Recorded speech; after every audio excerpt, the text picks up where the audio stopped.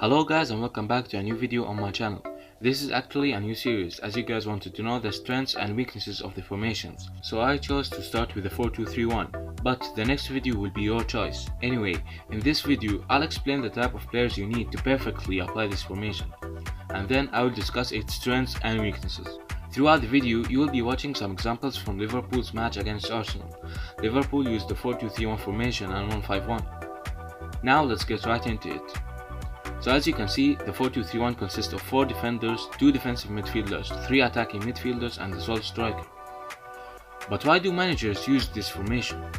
Well, the 4-2-3-1 is one of the most balanced formations in football. Whether the manager wants to play defensively and depend on counter-attacks, or he wants to play attacking football and win midfield battles. So what type of players does the manager need to apply this formation?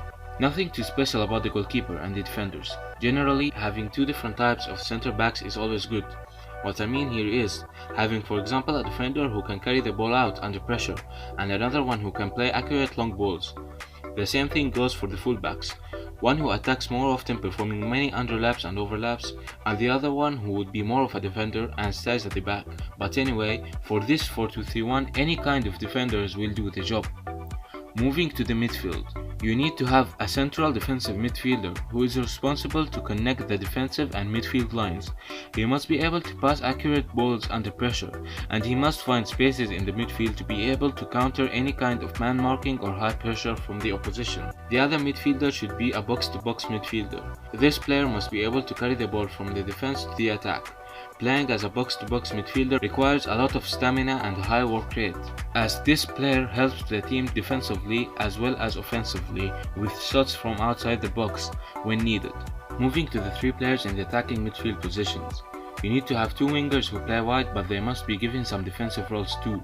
Then you need to have a playmaker and a striker. So now that you know the type of players you need to apply this formation, you need to keep in mind that the lack of quality of your midfield will result in losing the main goal of applying this formation, which is being tactically strong offensively and defensively. What I mean here is, if you play with 2 holding midfielders, your team will not be able to move the ball forward on the ground, which will then force the playmaker to drop down to get the ball, which will switch the shape to a 4-3-3, so you will lose the strengths of this formation. Another weakness is actually an on-the-pitch positioning issue. For example, when both midfielders are positioned on the same line during the match, the opposition easily breaks the organization by one through pass behind them. The same thing goes with the attacking midfielders. It's always better to have one wide winger and the other one who plays close to the playmaker. It allows the playmaker to move forward alongside the winger by playing 1-2 passes and through balls, or switching the play to the other winger. When playing on the same line, your team lacks the variations in the attack. Now let's talk about the strengths of this formation. As I said in the beginning of the video, this formation is one of the most balanced formations in football. But what makes it so?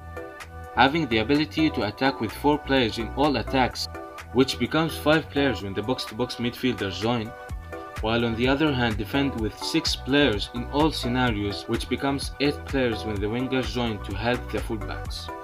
This is the main strength of this formation. Another thing about this formation is that it allows the team to perform quick transitions and very good counterattacks.